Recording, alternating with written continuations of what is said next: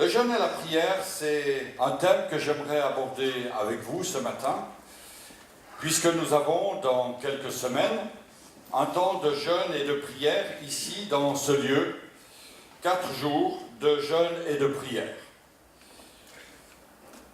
Certains d'entre vous sont habitués au jeûne et à la prière. Certains d'entre vous connaissent les bienfaits de jeûner, les bienfaits bien sûr de prier. Certains sont habitués à faire des semaines de jeûne et de prière, voire même 2 semaines, voire même 3 semaines, voire même 40 jours.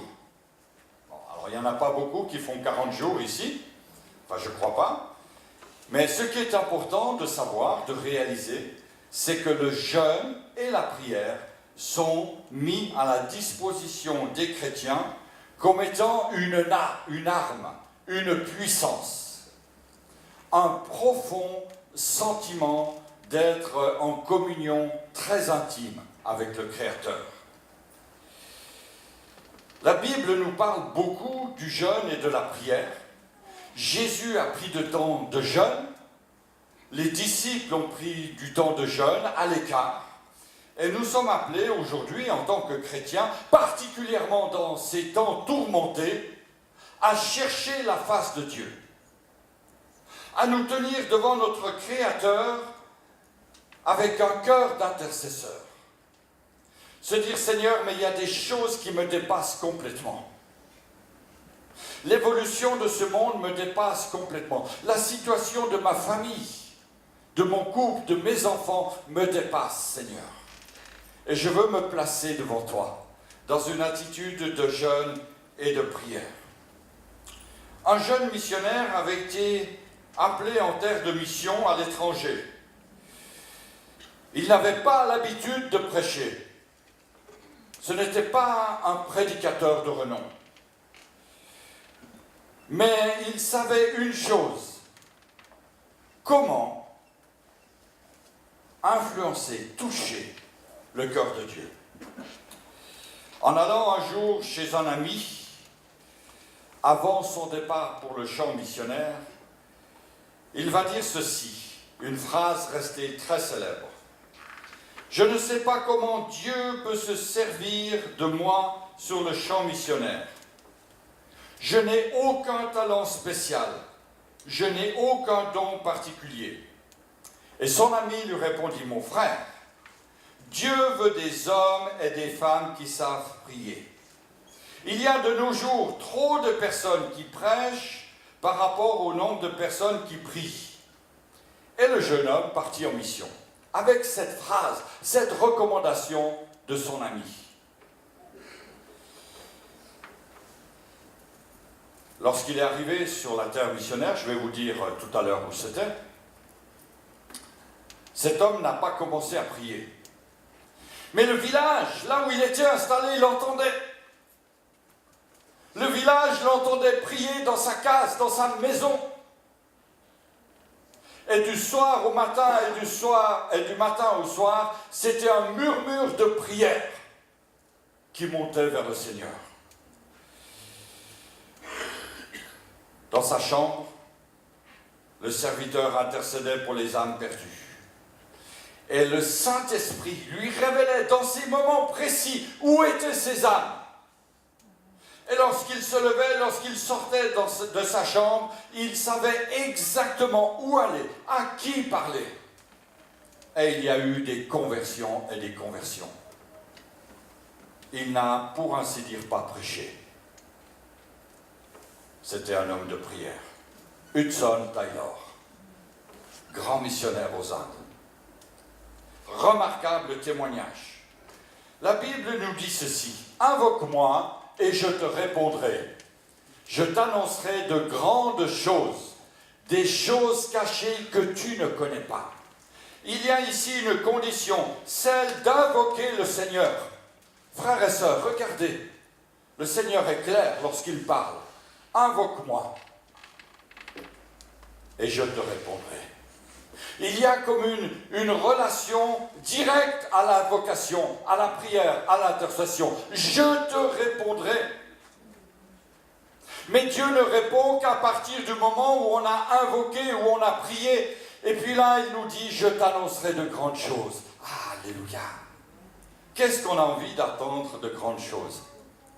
Des choses cachées, des choses que l'on ne connaît pas.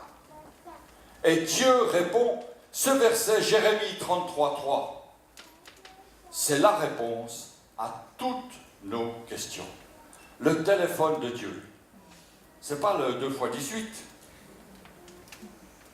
Ou le je ne sais pas quoi, hein. C'est le Jérémie 33:3. Invoque-moi et je te répondrai. Je t'annoncerai de grandes choses. Des choses cachées que tu ne connais pas. Frères et sœurs, réalisons ce matin que nous ne savons pas tout. Il y a des choses cachées. Dans le don spirituel, il était question ce matin des alliances. Certainement que le Seigneur voit toutes les alliances, assurément, que nous avons faites. Des bonnes alliances et des moins bonnes. Des alliances scabreuses, dangereuses et des alliances bénéfiques. Révèle-moi, Seigneur, les alliances mauvaises. Les alliances cachées que j'ai peut-être volontairement cachées. Les alliances que j'ai volontairement mis de côté.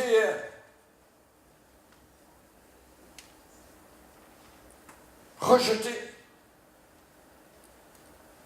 Les pactes que j'ai faits. Seigneur, tu connais ma vie, tu connais mon cœur. Je te donne tout, Seigneur. Viens sonder mon cœur. Nous sommes dans un combat, frères et sœurs. Non pas celui contre la politique, ou je ne sais quelle croyance, mais nous sommes dans un combat contre l'ennemi de nos âmes. L'ange de lumière déchu. Et cet ennemi ne peut être défait que par la prière, que par une église qui se met à genoux. J'aimerais vous parler d'un homme que j'ai rencontré hier soir. Un homme d'une quarantaine d'années qui aurait dû être 2 fois mort. La première fois, il a reçu une balle de revolver dans l'abdomen. Cette balle a transpercé son corps. Elle est sortie derrière. Elle n'a pas touché d'organe vital. Mais elle a passé à côté du cœur. La deuxième balle, tirée par le même revolver, par la même personne, a atteint sa colonne vertébrale. Il y a 17 ans qu'il a passé à côté de la mort, paralysé. Et puis, il me demandait, mais pourquoi je ne suis pas mort? Pourquoi je ne suis pas mort? Et j'ai pu lui dire, monsieur, il y a dans votre travail, dans votre service, là où vous travaillez, une femme, une chrétienne, qui dès le premier jour a mis l'Église en prière et a prié pour vous. Et si vous êtes là aujourd'hui, c'est le fruit de la prière. Alors bien sûr, il commence à remarcher, mais il est encore en chaise. Tant d'années après, il est encore en chaise. Et nous pouvons bénir le Seigneur. Parce que Dieu utilise parfois des moyens tout à fait incroyables pour toucher les cœurs. Et il me disait hier soir, mais si je n'avais pas eu cette attaque, si je n'avais pas reçu ces 2 balles, je serais aujourd'hui un homme très riche, un multimillionnaire. Mais Dieu a fait grâce. Dieu a fait grâce. Il a été mis en bas avec les paralysés et Dieu est en train de restaurer sa vie. Et il voit la main de Dieu. Frères et sœurs, nous qui sommes là ce matin, voyons-nous la main de Dieu? Alléluia! Mais nous sommes dans un combat. Comme lui-même a été dans un combat, comme nous sommes aujourd'hui les uns et les autres dans des combats. Et ce combat ne se remporte que par la prière. Si cet homme est là, maintenant, même s'il est dans un fauteuil, s'il est là, s'il peut être vivant, c'est parce que des sœurs, des frères ont prié. Il y a une force dans la prière. Quand l'Église s'incline devant la Seigneurie de Christ, nous devenons plus que vainqueurs. Andrew Murray a dit « L'enfant de Dieu peut tout vaincre par la prière. Ne soyons dès lors pas étonnés que le diable fasse tout son possible pour arracher cette arme des mains du chrétien ou pour l'empêcher de s'en servir. » Alléluia. Regardez cette image. C'est à Londres. Au XIXe siècle. Au milieu du XIXe siècle. Il y a ici des centaines et des centaines de personnes, des milliers de personnes qui ont entendu l'Évangile.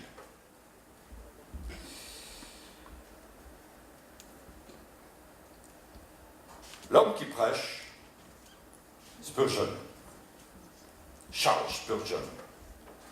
Et alors qu'il est âgé de 19 ans, il va secouer la ville de Londres. 19 ans, frères et sœurs. Il a 19 ans. Qui a plus que 19 ans là? Ah, il y a beaucoup de jeunes, hein, c'est merveilleux. On a tous, pour ainsi dire tous, plus que 19 ans. Et ce petit gamin, excusez-moi de l'expression, de 19 ans, va amener un puissant réveil dans la ville de Londres.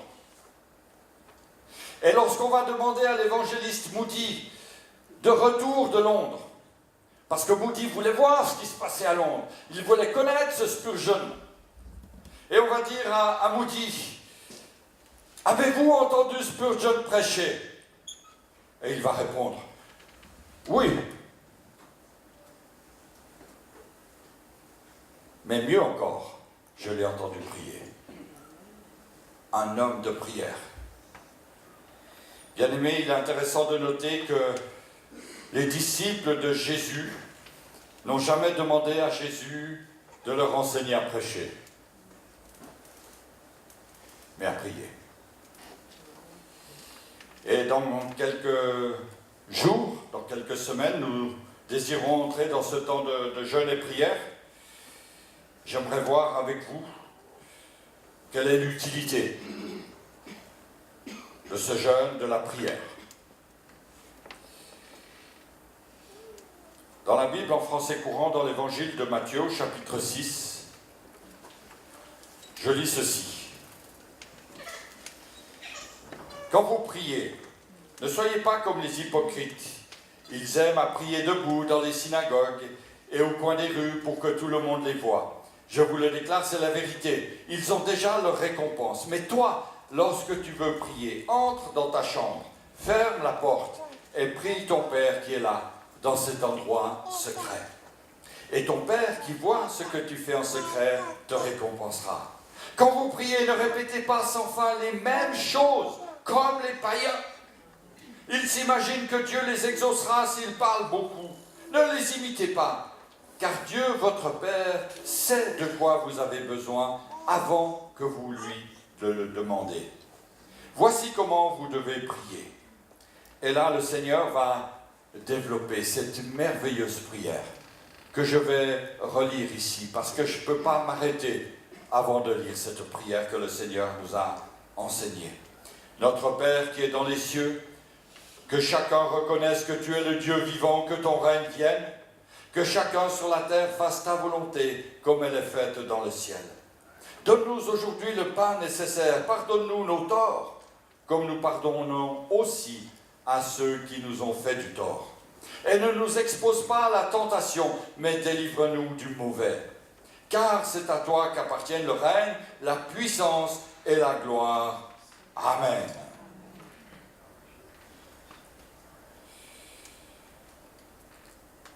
Dans le même chapitre, Matthieu 16, verset 17, « Mais toi, quand tu jeûnes, au contraire, si tu veux jeûner, parfume tes cheveux et lave ton visage. pour que personne se rende compte que tu es en train de jeûner.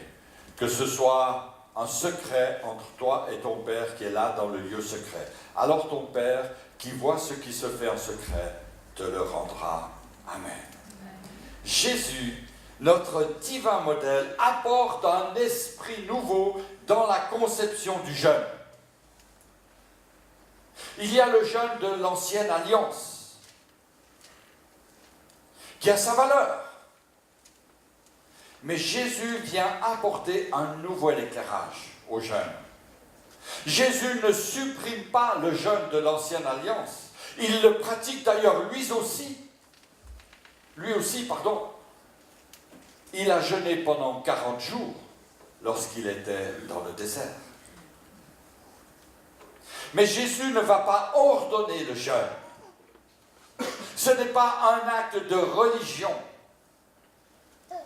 Il ne va pas l'institutionnaliser, le rendre obligatoire. Non, il va laisser chacun et chacune libre. Le jeûne doit donc être considéré surtout comme un acte volontaire, un acte d'adoration, un acte personnel, un acte de louange, un acte de dévotion, voire même un acte secret. Jeûner, c'est libérer l'âme de l'esclavage de la chair pour la rendre plus accessible à l'action de Dieu. Bien sûr, aujourd'hui, on rencontre des hôtels qui proposent des séminaires de jeûne. Mais ces séminaires, ces temps de jeûne, n'ont qu'une vertu thérapeutique. Dans le jeûne spirituel, il y a une vertu spirituelle. Alléluia.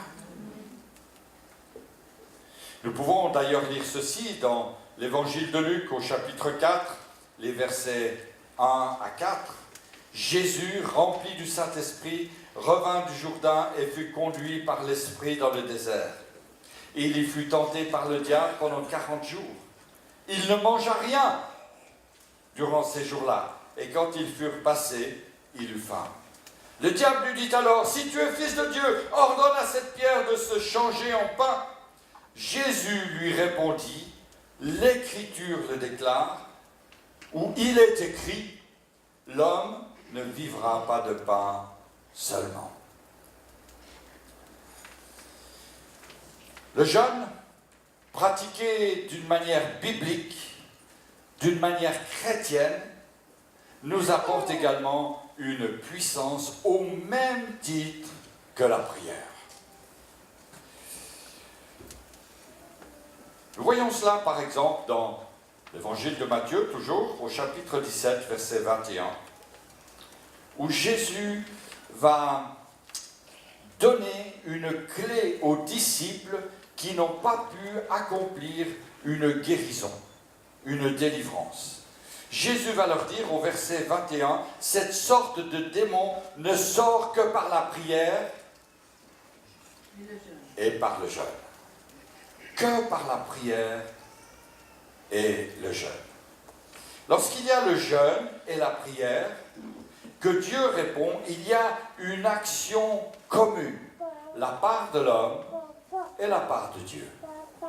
Et Dieu ne va pas faire sa part si nous ne faisons pas notre part. Dieu ne va pas répondre à nos désirs, à nos fantasmes, si nous n'épurons pas nos cœurs et que nous ne prions pas, avec une profonde conviction que le Seigneur entend la prière et il va y répondre. Je ne peux pas marchander avec Dieu. Dieu est Dieu. Et ce que je lui apporte est le fruit d'une purification de mon être tout entier. Comment prier pour telle et telle situation? Comment intercéder pour une situation qui dure depuis si longtemps? Le Seigneur nous aide. Le Seigneur nous conduit, mais pour cela, il faut que je me place devant Dieu. Il faut que j'écoute ce que le Seigneur veut me dire. Bien-aimés, c'est dans cet esprit que nous voulons passer ces quelques jours de jeûne et de prière. Nous n'avons rien à arracher à Dieu. Dieu connaît nos besoins, c'est vrai. Il peut même y répondre avant même que nous les ayons formulés, c'est vrai. Mais Dieu est Dieu. Et lorsqu'il nous dit « Invoque-moi et je te répondrai »,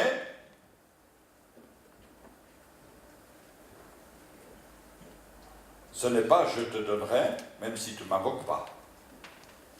Il y a la part de l'homme. Et qui ne veut pas voir Dieu agir dans sa famille, dans notre pays, dans notre ville?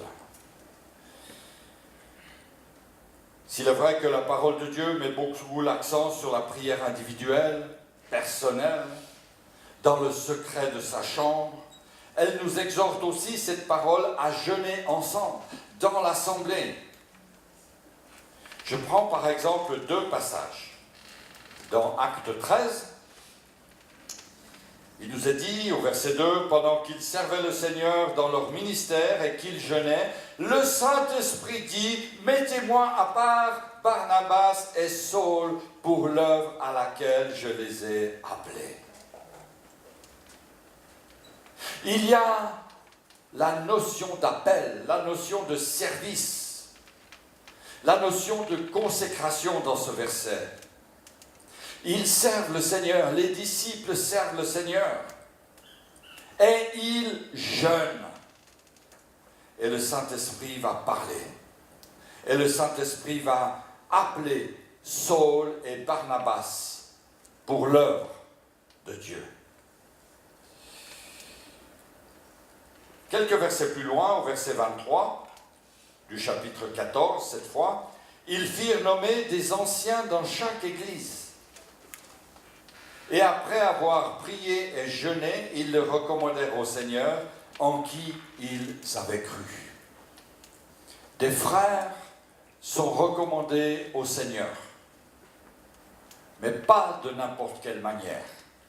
Il y a ce temps de jeûne, ce temps d'intercession, de prière pour les anciens, qui vont avoir une charge importante dans l'Église. Ça ne se fait pas d'une manière automatique. Dieu voulant, si le Seigneur n'est pas revenu avant, en 2019, donc dans une année, nous aurons les élections des anciens de l'Église ici. C'est un temps spirituel, ce n'est pas un temps administratif. C'est un temps où nous allons présenter à Dieu les hommes que Dieu a lui-même, par le Saint-Esprit, convaincus, appelés. Et nous les présenterons au Seigneur pour un service de 4 ans. Ce temps de consécration, de préparation, de nomination, il se prépare dans la prière. Et cette année, nous voulons déjà entrer dans cette préparation. Chercher la face de Dieu pour l'Église. Chercher la face de Dieu pour les frères, pour les pasteurs, pour les anciens. Nous désirons simplement nous tenir devant lui en tant qu'Église, mais aussi chez vous en tant que personne individuelle. Priez pour les anciens de l'Église. Priez pour les frères qui accomplissent un service au milieu de vous. L'apôtre Paul, qui jeûnait aussi, va d'ailleurs exhorter les Romains à abandonner toutes les attitudes formalistes et légales dans le jeûne.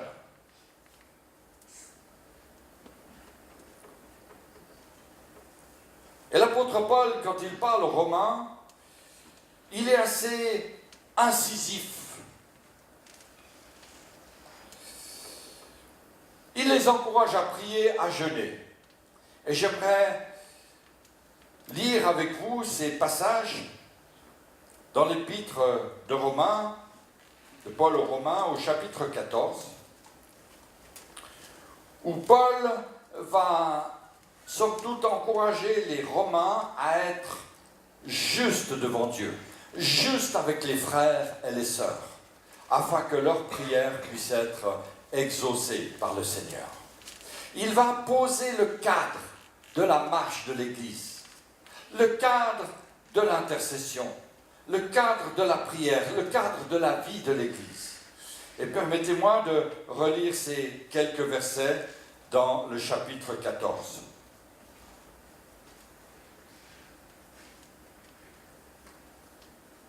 À partir du verset 12. À partir du verset 12. Ainsi, chacun de nous devra rendre compte à Dieu pour soi-même. Cessons donc de nous juger les uns les autres. Appliquez-vous bien plutôt à ne rien faire qui amène votre frère à trébucher ou à tomber dans l'erreur. Par le Seigneur Jésus, je sais de façon tout à fait certaine que rien n'est impur en soi. Mais si quelqu'un pense qu'une chose est impure, elle le devient pour lui. Si tu fais de la peine à ton frère, à cause de ce que tu manges, tu ne te conduis pas dans l'amour. Ne va pas entraîner la perte de celui pour qui le Christ est mort, simplement pour une question de nourriture. Et j'ajoute, à titre tout à fait personnel, la question du vêtement, de l'habillement, de la coiffure.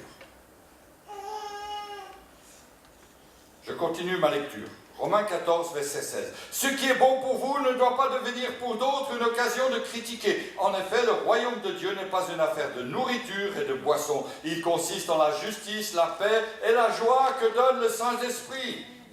Celui qui sert le Christ de cette manière est agréable à Dieu et approuvé des hommes. Recherchons donc ce qui contribue à la paix et nous permet de progresser ensemble dans la foi.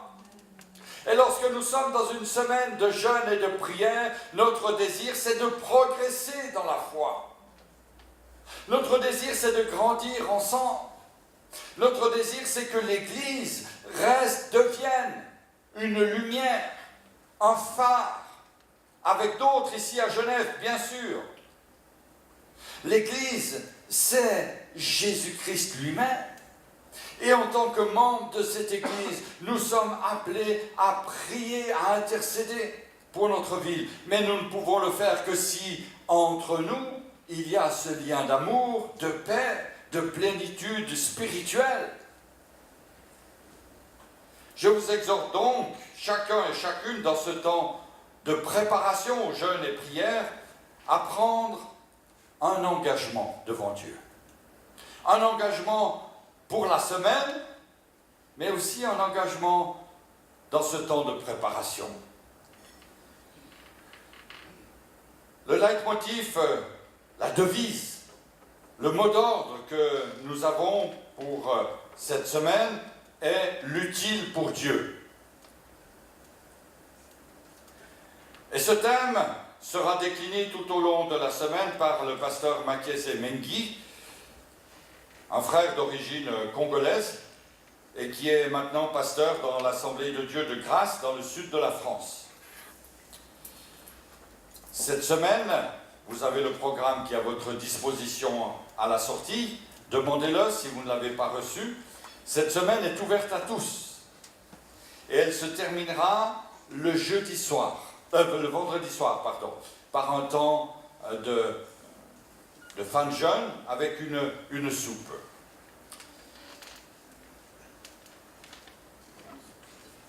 Le dimanche qui suit, nous aurons une présentation après le culte de Viens-et-Voix, dans la réunion Viens-et-Voix, de l'action sociale. Nous pensons qu'il y a des choses qui sont utiles pour le Seigneur.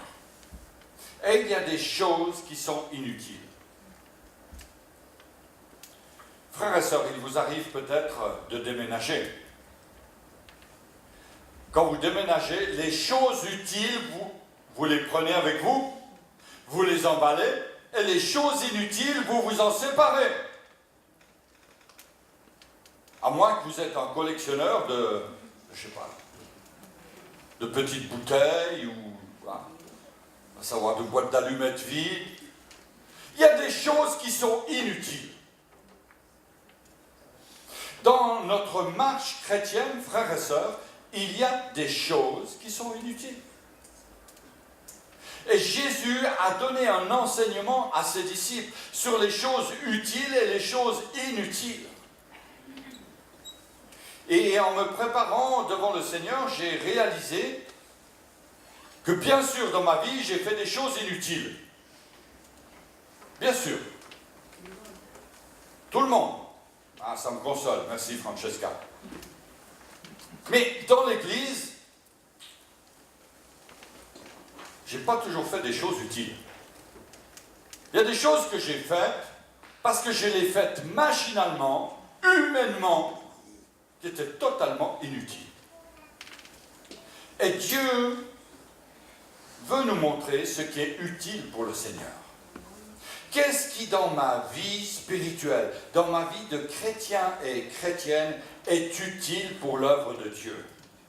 Qu'est-ce qui, aujourd'hui, dans l'action sociale de l'Église, est important? Je ne veux pas faire et refaire ce que font les autres, mais certainement que le Seigneur a quelque chose pour nous aujourd'hui. Il y a tant de difficultés, tant de besoins. Je ne peux pas tout faire. Il y a des choses que je ne peux pas faire. Mais il y a des choses utiles, nécessaires, indispensables que l'Église doit faire. Demandons donc au Seigneur de nous diriger. Nous voulons écouter sa voix. Nous voulons voir sa main dans nos vies, dans nos familles, dans notre ville. Et en tant que chrétiens, essayons, frères et sœurs, de réaliser la puissance de Dieu qui se manifeste.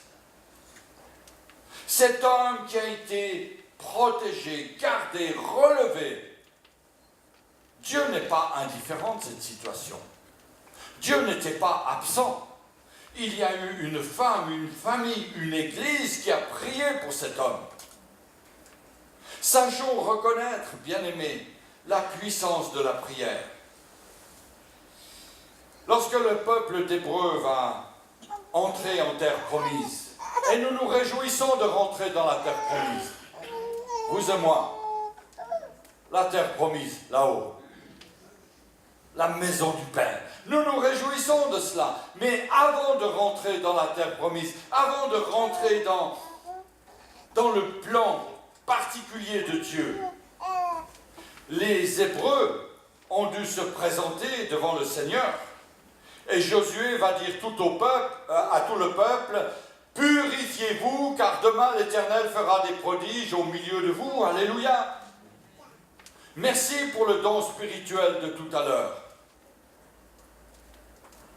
Purifiez-vous, purifions-nous, enlevons toutes les mauvaises alliances. J'ai beau être fort et courageux, si ma vie n'est pas pure devant Dieu, Dieu ne me conduira pas. Si je me mets à genoux pendant des heures et des heures, mais si ma vie est un labyrinthe, est pleine d'alliances contre nature, est pleine d'alliances qui attristent le cœur de Dieu, ma prière, mon jeûne ne servira à rien. Dans ma situation de tous les jours, si Dieu vient purifier ma vie, purifier mon cœur, eh bien dans cette situation de tous les jours, je vais voir Dieu agir. Et en tant que pasteur, je veux voir Dieu agir. Je veux voir Dieu agir dans cette ville, dans vos vies, dans les familles, dans ceux que je connais.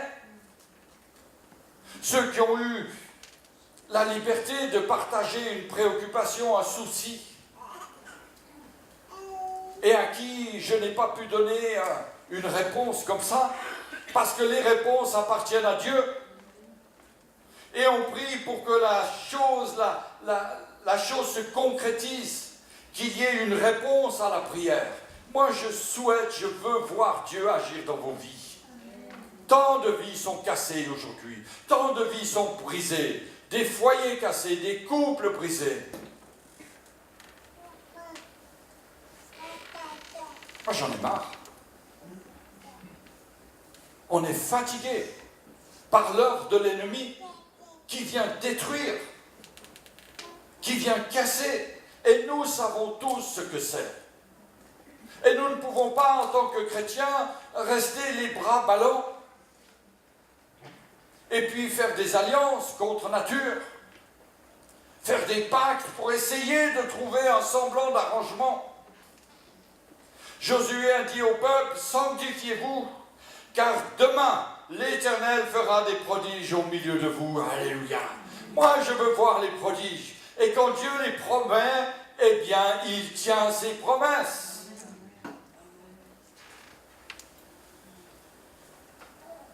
Le temps de jeûne et de prière a toute son importance.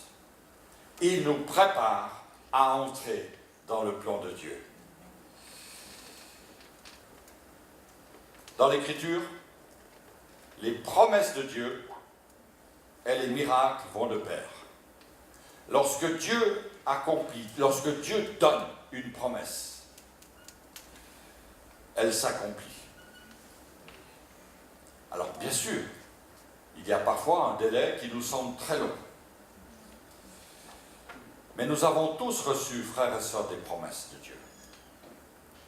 Vous êtes peut-être en attente et vous êtes fatigués parce que vous voyez que cette promesse n'est pas en train de se concrétiser. Venez au temps de jeûne et de prière. On intercède à nouveau. Qui sait si Dieu n'interviendra pas?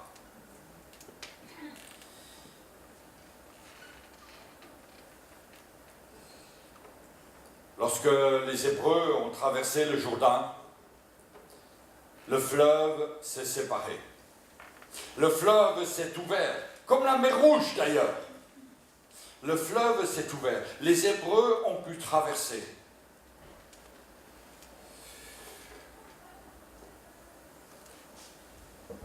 Des savants incrédules et farfelus ont fait croire qu'il y a eu un glissement de terrain qui a arrêté l'eau du Jourdain pendant quelques heures, permettant ainsi aux Hébreux de traverser. Vous allez toujours trouver des farfelus autour de vous, avec des théories abracadabrants pour vous décourager.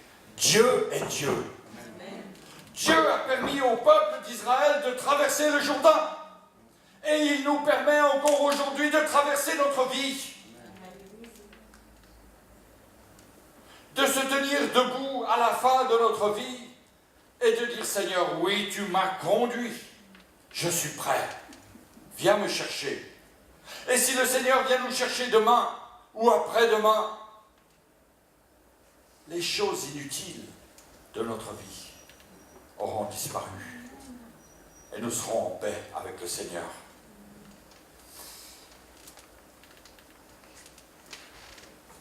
Ce matin, réalisons que le fait d'être ici, c'est une grâce de Dieu. Cet homme non-croyant de hier soir a réalisé qu'il y avait une main bien plus puissante que celle des médecins qui l'a gardé. Nous qui sommes chrétiens, réalisons que ce matin, là, aujourd'hui, 28 janvier 2018, il y a dans nos vies une main puissante qui nous tient. Qui peut dire je suis là par ma propre force?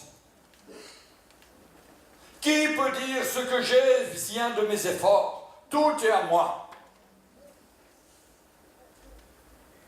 Ma maison, ma voiture, mon yacht, mon hélicoptère, ma casserole, mon aspirateur. Oui, c'est toi qui l'as acheté. Mais d'où vient l'argent que tu as?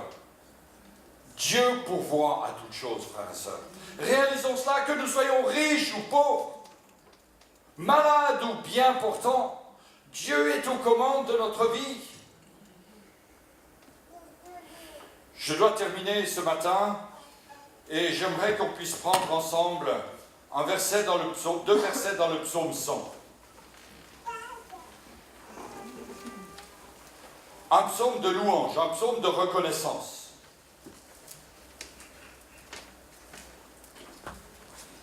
Poussez vers l'Éternel des cris de joie. Vous tous, habitants de la terre.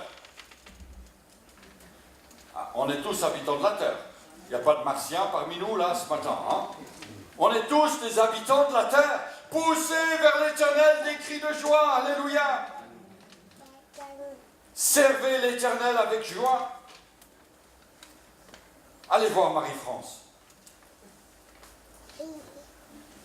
Marie-France est responsable de l'action sociale. Allez voir Marie-France. Vous avez des dons pour toutes sortes de choses. Elle va vous briefer. Allez voir Marie-France. Servez l'Éternel, parce que lorsque j'aide quelqu'un, je vais chez lui, je lui fais ses courses parce qu'il ne peut plus faire les courses. Je suis en train de servir l'Éternel. Et le psalmiste ajoute ici, et c'est glorieux, avec joie.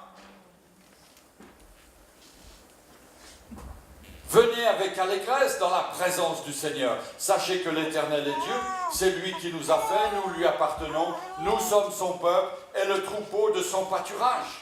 Alléluia. Quelle grâce, frères et sœurs. Nous sommes dans les pâturages du Seigneur. Nous ne sommes pas dans la jungle,